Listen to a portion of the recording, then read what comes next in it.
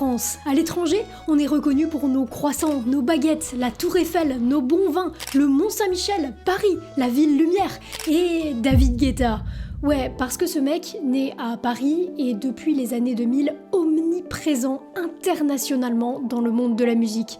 2 Grammy Awards et une flopée d'autres récompenses prestigieuses, plus de 50 millions de disques vendus, des featurings de partout avec des artistes mondialement reconnus, Bebe Rexha, Sia, Nicki Minaj, Kid Cudi, Justin Bieber. Il a fait l'hymne de l'Euro 2016 avec Zara Larsson. Il a encore été élu meilleur DJ cette année en 2023. Bref, David Guetta, il règne sur l'industrie musicale. Mais il y a un mais. En réalité, beaucoup de gens le détestent. Et si c'est normal de recevoir de la haine et des critiques négatives quand on perce, David Guetta, il en a quand même reçu énormément, et c'était même une sorte de vanne sur l'internet des années 2010. Topito, un média à la mode dans ces années-là sur internet, si, je vous assure, a fait un top 15 des bonnes raisons de détester David Guetta. Seb, à l'époque Seb Lafrite, a fait une vidéo sur le sujet, avec humour bien sûr, mais qui témoigne bien de la mentalité de l'époque vis-à-vis du DJ. Si tu me soutiens moralement contre le syndrome David Guetta. D'ailleurs, dans les commentaires, on retrouve aussi Feldup qui dit ceci: « Je déteste David Guetta et la musique préformatée ». Et c'est précisément ça qui lui est reproché. Selon toute une partie de la communauté, que ce soit des fans de musique électronique ou non, David Guetta, il est jugé commercial. Alors je me suis posé des questions. Qui est David Guetta? Pourquoi il est aussi détesté? Et aussi, elle vient d'où cette critique d'être trop commercial? Eh bien, j'ai trouvé quelques réponses, on va voir tout ça ensemble. Mais avant de commencer, laissez-moi vous présenter le sponsor de cette vidéo, CyberGhost VPN. Vous savez probablement déjà ce qu'est un VPN, alors je vais faire très simple. C'est un réseau privé virtuel qui vous permet de surfer anonymement et surtout en toute sécurité sur internet. Que vous soyez chez vous ou bien sur un réseau Wi-Fi public, comme on en trouve dans les gares ou dans les hôtels, un VPN vous assure de ne pas être piraté ou victime de sites malveillants. Au-delà de la sécurité, il vous permet d'aller partout sans limite. Vous ne le savez peut-être pas, mais si vous payez un abonnement Netflix ou Disney+, vous n'avez accès qu'à une seule partie de leur catalogue à cause de votre géolocalisation. Et c'est pareil pour les sites internet. Certains sites sont inaccessibles depuis la France. Personnellement, pour l'écriture de mes vidéos, j'utilise CyberGhost VPN pour accéder à certains documentaires ou à certains sites inaccessible sans VPN. Et je ne suis vraiment pas la seule puisqu'il compte 38 millions d'utilisateurs qui en sont vraiment satisfaits comme on peut le voir sur Trustpilot. Et c'est logique puisque CyberGhost VPN fonctionne avec tous les systèmes d'exploitation Apple, Android, Windows et sur 7 appareils différents. Vous pouvez en faire profiter tous vos proches. Le meilleur dans tout ça, c'est qu'avec le lien en description, vous bénéficiez de 4 mois gratuits plus 83% de réduction, ce qui revient à seulement 2,03€ par mois. Et si jamais vous n'êtes pas encore totalement convaincu, CyberGhost vous offre une garantie de 45 jours satisfaits ou remboursés avec un support client français disponible 7 jours sur 7 et 24 heures sur 24. Alors si vous voulez être pleinement en sécurité sur internet, je vous invite à cliquer sur le lien en description.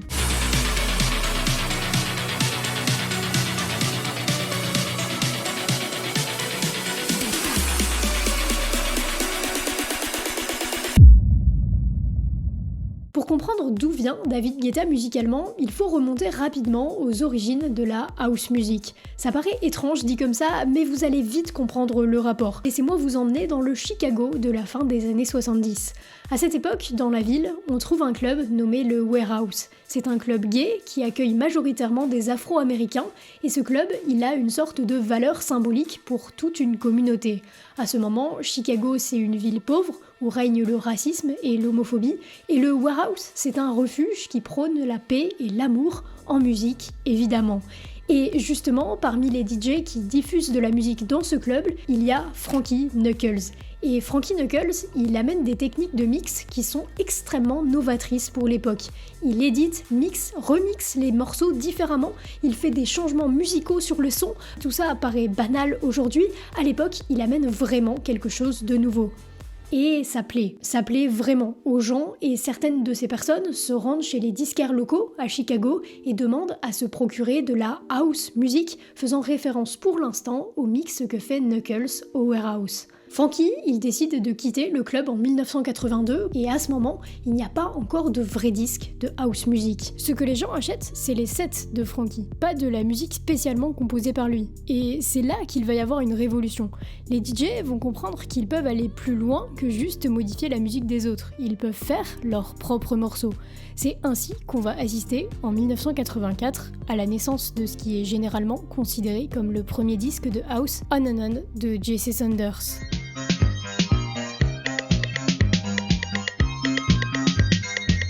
À la suite de ce titre, il y a quelques autres disques qui sortent comme Jack the Bass de Jake Masterfunk, mais c'est surtout l'année suivante que la house music va commencer à prendre vraiment de l'ampleur.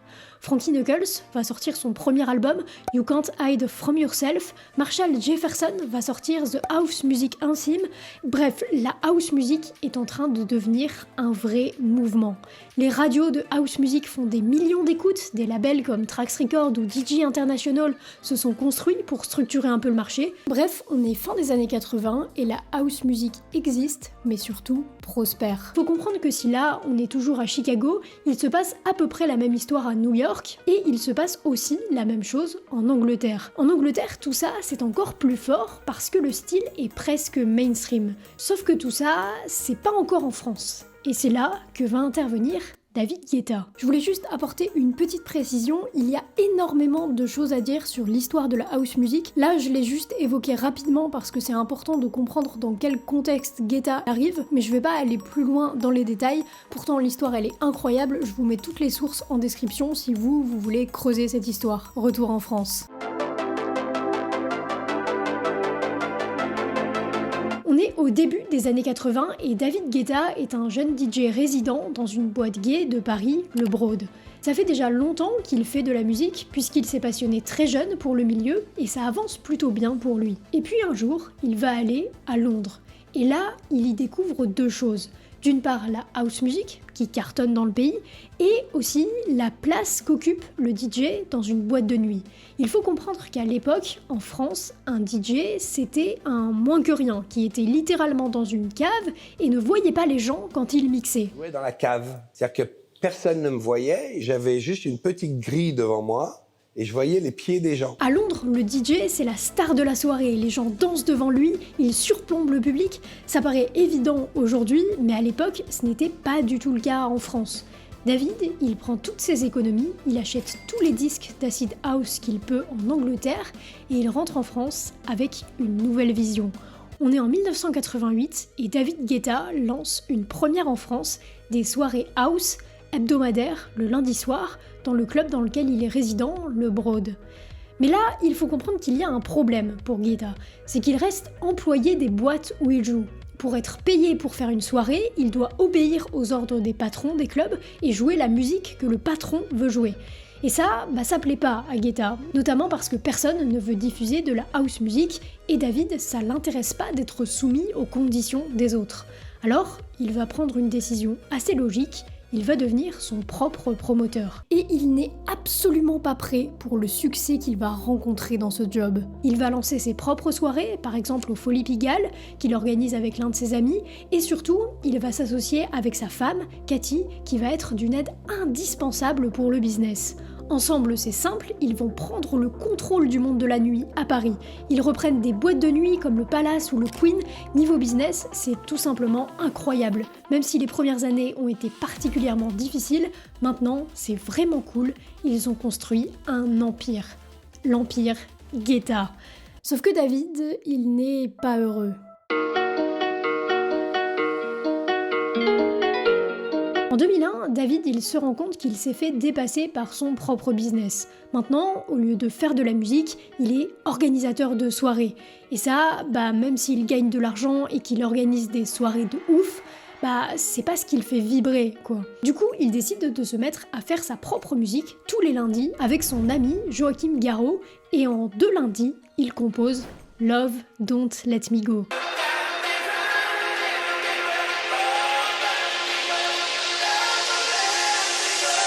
Là, c'est un peu le déclic pour Guetta. Exit tous les trucs de business, de club, de promotion, lui ça y est, il a retrouvé le truc pour lequel il vit, il veut faire sa propre musique. Avec sa femme, il lance à Ibiza les soirées Fuck You, I'm Famous. On est en 2002, Guetta sort son premier album Just a Little More Love, contenant notamment le single Love, Don't Let Me Go. Cet album, c'est un succès. Pas un succès incroyable, mais parmi la communauté qu'il s'était fait en tant que DJ, l'album marche bien. Il fait 300 000 ventes, le single Love Don't Let Me Go passe sur Énergie, alors qu'à l'époque, toucher ce genre de radio, c'était quasiment impossible pour ce style. Le disque marche bien en Angleterre, bref, c'est cool. Mais c'est rien par rapport à ce qui va suivre. En 2004, il sort Guetta Blaster. Ok, c'est cool, ça se vend bien, mieux que le premier, mais c'est pas encore incroyable. Mais en 2007, David Guetta va sortir Love Is Gone avec Chris Willis, qui fait partie de son 3e album, Pop Life. Et là, c'est l'explosion en fait. Ça y est, le tube il est partout, c'est mondial, il touche enfin les États-Unis, qu'ils n'avaient pas conquis avant. Et là, la vraie carrière mondiale de David Guetta est lancée. Enfin, presque, parce qu'il va y avoir un autre titre, 2 ans plus tard, qui va confirmer ce succès. Il va composer, en compagnie des Black Eyed Peas, I Got a Feeling. Un des morceaux qui a littéralement changé l'industrie de la musique, qui plus de 10 ans plus tard continue d'être joué et apprécié, y compris par les nouvelles générations. Mais il manque encore un petit truc. On est en 2009 et Guetta revient avec un nouvel album, One Love. Et cet album, c'est un virage. Et je pense que David l'explique mieux que moi. J'ai pris un gros virage avec One Love parce que j'ai commencé à faire des collaborations avec des artistes américain de la musique urbaine et à mélanger l'électro avec la musique urbaine, ce qui était très nouveau. Ok, résumons. Là, il faut comprendre que Guetta, avec d'autres bien sûr, a fait évoluer beaucoup de choses en France. Il a répandu la musique house dans le pays, il a contribué à changer la place du DJ, autant la place physique qu'il occupe dans les clubs que la place symbolique qu'il représente dans la tête des gens, et surtout, il a commercialisé la musique électro. On arrive doucement à une époque où les DJ vont devenir des rockstars, selon les mots de Forbes, et sont donc totalement sur le devant de la scène. Et c'est justement là que les critiques le qualifiant de commercial vont commencer à émerger. Au début, ces critiques viennent principalement des fans de house de la première heure, qui sont énervés et déçus qu'un des DJ qui a amené le mouvement en France se mette à composer et à, entre guillemets,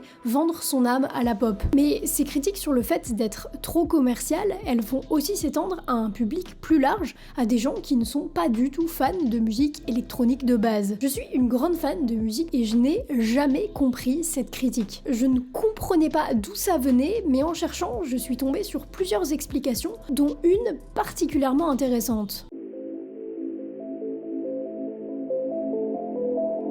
Alors, je vais commencer par préciser une chose. Il y a plein de raisons qui peuvent pousser quelqu'un à détester David Guetta. Vous pouvez tout simplement ne pas apprécier sa musique, vous pouvez ne pas apprécier le personnage, vous pouvez l'accuser de ne pas composer ses titres, c'est une accusation qui l'a beaucoup suivi dans sa carrière, vous pouvez l'accuser de ne pas jouer vraiment en live, bref, il y a plein de raisons, plus ou moins valables, de ne pas l'aimer et c'est votre droit d'auditeur. Mais c'est pas de ça dont on va parler. Je vais vraiment m'attarder sur cette critique spécifique de cet artiste est commercial. Et ça concerne Guetta, mais vous allez voir que ça s'applique aussi à tous les autres artistes qui reçoivent cette critique. Si vous avez ouvert les réseaux sociaux ces dernières semaines, vous êtes sûrement tombé sur ça dans la story Instagram de vos amis, par exemple. Ça, c'est le Spotify Wrapped. À la fin de chaque année, les utilisateurs de la plateforme reçoivent un résumé personnalisé de leur année, les artistes qu'ils ont le plus écoutés, les genres qu'ils ont le plus écoutés, le nombre de minutes passées à écouter de la musique, bref, un résumé complet de l'année. Spotify Wrapped, à la base, c'est une campagne marketing élaborée par Spotify pour promouvoir sa plateforme. Mais ça a pris un tournant que même l'entreprise elle-même n'imaginait pas. Les gens se sont mis à partager les Wrapped en faisant un événement de fin d'année. Tout le monde est devenu content de recevoir son Wrapped et de le partager au monde entier dans sa story sur Instagram. Mais alors d'abord, pourquoi et ensuite, quel rapport avec David Guetta ? Eh bien, il y a plusieurs raisons qui poussent les gens à partager cette campagne, mais il y en a une en particulier qui nous intéresse, Le Spotify Wrapped est un reflet de notre identité en tant que personne, ou en tout cas ce qu'on voudrait que les gens pensent de nous. Récemment, Stan Leloup, le créateur de la chaîne Marketing Mania, a publié une vidéo sur le marketing derrière Spotify Wrapped. Dans cette vidéo, il raconte une petite anecdote. Il explique que sur ses 5 artistes favoris, selon sa rétrospective, il ne connaît le nom que d'un seul artiste. Parce que lui, il n'écoute de la musique que en fond quand il travaille. Il n'a pas le temps d'en écouter en dehors de ça. Et il enchaîne en disant ceci. Vous partagez cette anecdote sur moi, vous communiquez quelque chose sur qui je suis en tant que personne, et surtout sur l'identité que je veux vous projeter. Et c'est exactement ça. Le succès de cette campagne, elle nous indique en fait une chose. La musique, c'est beaucoup plus que des morceaux qu'on écoute et qu'on aime. C'est en fait une partie de notre identité, et aussi de notre identité publique. Maintenant qu'on a ça en tête, on peut reprendre les 2 groupes de personnes qui qualifient Guetta de commercial. D'abord, les fans de House de la première heure. Pour eux, ce serait une honte socialement de valider la tournure de la carrière de David Guetta, parce que leur identité, c'est d'être fans de house music, ce petit courant musical underground qu'ils ont vu grandir. C'est un phénomène qu'on retrouve dans tous les styles musicaux, et surtout chez les fans. Il y a des gens qui vont connaître un artiste à ses débuts, et dès que celui-ci va acquérir de la notoriété, ils vont s'en détourner, voire critiquer les gens qui le découvrent, en avançant au mieux que « moi, j'étais là depuis le départ » et au pire que « cet artiste a changé depuis qu'il est devenu connu ». Il y a une tendance aux US qui montre ça, c'est le Name 5 Songs. En gros, quand un fan par exemple de Nirvana croise quelqu'un dans la rue qui porte un t-shirt Nirvana, il va lui faire un contrôle surprise en lui demandant de nommer 5 sons du groupe. I'm asking everybody at Summerfest with a band t-shirt to name 3 songs by that band. Un dernier exemple pour les fans de rap, c'est un phénomène qu'on a énormément vu avec Nekfeu. Quand Nekfeu est passé de l'ombre à la lumière avec On Verra, beaucoup de fans qui étaient là à l'époque d'A995 se sont énervés contre toute la nouvelle vague d'auditeurs. On est frustré quand on est un petit groupe de personnes qui écoutaient un style ou un artiste et que d'un coup, cet artiste ou ce style devient populaire, on devient comme tout le monde. Et ça, c'est énervant. David Guetta, en prenant un virage pop, en allant vers de la musique dite facile, il s'est mis à dos le petit groupe de fans qui voulaient justement rester loin de tout ça. Et attention, quand un artiste ou un genre perce, il y a évidemment des aspects négatifs. Pour n'en citer qu'un, on peut parler de la dilution du message de base. Par exemple, la musique house à la base, même si au départ elle n'avait intrinsèquement pas de message politique, elle était quand même diffusée dans des contextes qui prônaient la paix, l'arrêt de l'homophobie, du racisme, bref, le fait qu'on est tous humains. Et ça, avec l'explosion du style, ça s'est un peu perdu. On a expliqué les raisons qui poussaient les fans à qualifier Guetta de commercial. Mais il y a une autre catégorie de personnes, c'est les gens qui ne sont pas fans de base, qui ne connaissent pas ni l'histoire de Guetta, ni l'histoire de la house, ni quoi que ce soit, mais qui le qualifient quand même de trop commercial. Et bien en fait, le phénomène est sensiblement le même, mais avec une perception différente. Récemment, une nouvelle tendance a émergé dans la musique, la NPC music. NPC, c'est PNJ en français pour personnage non joueur, et à la base, c'est un terme utilisé dans les jeux vidéo pour désigner les personnages qui ne font pas partie du jeu, qui juste peuplent les différents endroits de la map et qui agissent de manière très automatique. Être un PNJ dans la vraie vie, c'est être la masse, être comme tout le monde. Et par conséquent, la NPC music, c'est une catégorie de musique que tout le monde écoute. Ça englobe en fait tous les sons qui passent 20 fois par jour à la radio, les sons qui explosent sur TikTok, bref, les sons souvent extrêmement pop, extrêmement lisses, qui sont écoutés souvent en fond dans les centres commerciaux ou en voiture.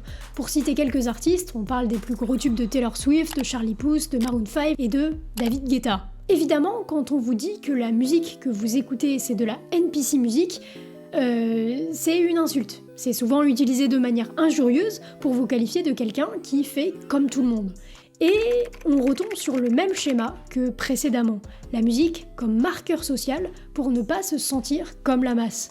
On n'a pas envie socialement, quand on est un peu fan de musique, de se sentir comme tout le monde. On a envie de prouver qu'on a des goûts supérieurs à la moyenne, qu'on n'est pas comme tout le monde, qu'on n'est pas des PNJ, nous. On partage fièrement notre Spotify Wrapped qui montre qu'on écoute des tout petits artistes underground, des styles aux noms compliqués, obscurs pour le grand public. Bref, on a envie de montrer qu'on est différent. des autres. Par conséquent, on qualifie la musique populaire, la musique extrêmement écoutée, de musique de NPC ou de musique trop commerciale, parce qu'on a envie en tant qu'individu d'être plus que ça. On a envie que nos goûts musicaux soient supérieurs à la moyenne. La classification de commercial est donc un facteur assez social dans les deux cas. Et ce n'est pas vraiment étonnant, étant donné que plusieurs études ont montré le lien entre la musique et les groupes sociaux. Ce lien a notamment été étudié par Tia Denora, une professeure de sociologie de la musique, dans l'étude Music in Everyday Life. Dans cette étude, elle illustre notamment comment les individus utilisent leurs associations avec différents genres musicaux pour adopter certains comportements dans le but d'être acceptés dans des contextes sociaux précis. En gros, la musique permet le développement des relations sociales et l'acceptation ou non dans certains groupes sociaux. Bon, en réalité, il n'y a pas vraiment de conclusion à tout ça, c'est pas un jugement de bien ou de mal, mais j'espère vous avoir un peu éclairé si vous vous posiez la même question que moi sur cette qualification de commercial. Comme je l'ai précisé, il y a plein de gens qui n'aiment pas Guetta pour d'autres raisons, parfois juste purement musical, et c'est parfaitement ok. D'ailleurs, si c'est votre cas et que vous n'aimez juste pas la pop, il fait de la musique sous un autre alias, Jack Back, qui est un projet dans lequel il fait de la future rave qui n'a rien à voir avec ce qu'il fait sous le nom de Guetta. Dans tous les cas, je pense qu'on peut quand même être fier d'avoir un artiste comme lui en France. Sa longévité, les valeurs qu'il transmet de par ses paroles, mais aussi de par ses actes, c'est notamment un artiste qui a pris très tôt soin de lui et qui a instauré un rythme de vie sain malgré les conditions de vie l'obligeant à toujours jetlaguer. Bref, c'est un artiste non seulement complet musicalement, mais qui aussi fait preuve autour d'une image assez positive. Et puis, pour terminer, derrière les quelques haters, se cachent des millions de personnes qui passent des moments hors du temps lors de ses concerts. Et ça n'a pas vraiment de prix. Un immense merci à CyberGhost VPN de m'avoir accompagné sur cette vidéo. Pour tous ceux qui souhaitent profiter de l'offre de moins 83% et 4 mois gratuits sur l'abonnement CyberGhost VPN, vous avez un lien en description. Prenez soin de vous et à la semaine prochaine.